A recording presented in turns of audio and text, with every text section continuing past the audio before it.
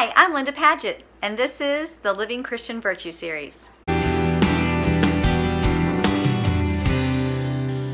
The virtue for today is justice, and the opposite of justice is fairness. Now, that might seem odd to you. Justice and fairness, they sound like they're the same, but here's why they're the opposite. The reason is because justice is based in our responsibility to uphold the law of God. God is just. All justice rests in Him and in His truth. Whereas fairness is more of our opinion, more of what we think is right, maybe more of even what the world says is right. They are not the same, usually. Very often, they are not the same. Now, I used to say that I have an overripe sense of justice. I get so worked up, and my mama bear comes out like nobody's business. If I feel like injustice has happened to my children or to my husband or to me, I do not do well with injustice. Here's a silly example that I noticed years ago. When I was young, I noticed that I have a problem. There's something wrong with me. I'll be I'm driving along and I'm at a stoplight, and you have the lane that goes straight, and then you have the lane that only is supposed to turn, right? It's only supposed to turn. But there's people in that lane, and I'm in the lane to go straight, and I know that person in that lane next to me is gonna speed up fast and cut over and cut me off because they can't seem to follow rules. They can't follow directions. I'm a rule follower, and my goodness, they're breaking the rules. And I don't like that. And it would, oh my gosh, my sense of justice would rile up in me, and I'd think, I'd get so mad at these drivers because sure enough, the light would turn green and they would speed up and cut me off. Why can't they just follow the rules? Why can't they just stay in the lane that says this is the straight lane? But people are stupid, and they drive me crazy, and I have no place doing these videos because I'm insane. Justice.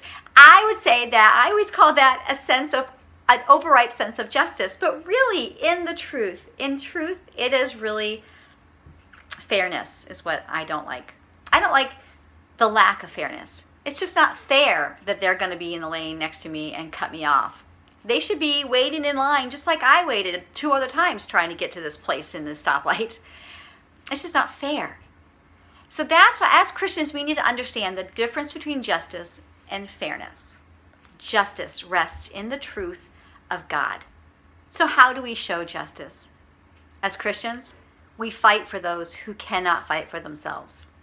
That is a massive responsibility that we have.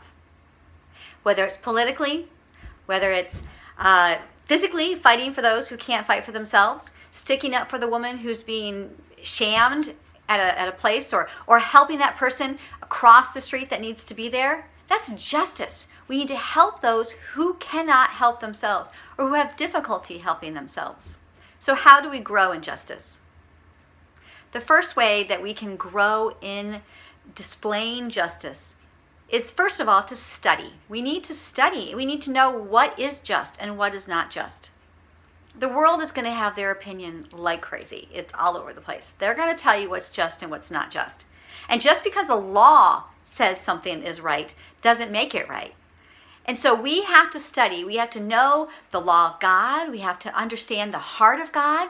We have to know what the church teaches about specific issues and pursue that. Pursue that justice, because most times it's going to contradict what the world says is just. We have to study to show ourselves approved. We have to know that in these given situations, whatever they be, I'm not going to go there, but we can list every political issue that's out there and know what people are saying is just and what the church would say is just. And so in order for us to display good justice, in order for us to grow in justice for ourselves, we need to know what is just. Study. Study the Word of God. Study the church's teaching. Study the heart of God. Pray, contemplate, learn. What does God say about this? And that's what we need to act on. Real justice, not worldly justice. And then the second way to grow in justice is to ask for courage, to be courageous, and then act. We can say that we are just. We can say that we believe in justice. But to sit back and do nothing about it we're not really people of justice if we're not acting on that justice. So we need to have the courage to act on the areas that we feel the Lord is leading us to show justice and to grow in justice for ourselves. Not all of us are called to the same ministries. We're not all called to do prison ministry. We're not all called to stand outside of an abortion clinic. We're not all called to speak the truth in a public place. We're all called to different ministries, to different actions to perform in the name of justice. We can't criticize somebody else for not doing what we're called to do. We act on what we're called to do. We need to have the courage to do that. So go where you're led. Where are you led? That's going to take some time for you to figure out. Oftentimes, God's leading is quite quiet. It's a little nudge in the heart, a little shoulder that says, hey, how about you? How about you acting on that? Is there something that you're passionate about and you're really super frustrated? That there's this injustice taking place and you just really get so worked up and frustrated about it? Then maybe that's the area that you need to be responding to. That's the area that you need to have the courage and react and find what it is that you can do to help that injustice. That little nudge of God. Pray and ask, what is it that you're asking me to do?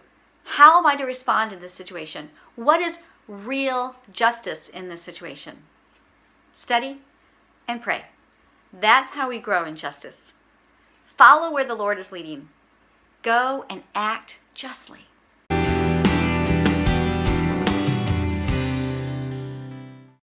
Thanks for watching. To see more videos like this or to sign up to receive the follow-up Bible study, please go to my website, linda360.com.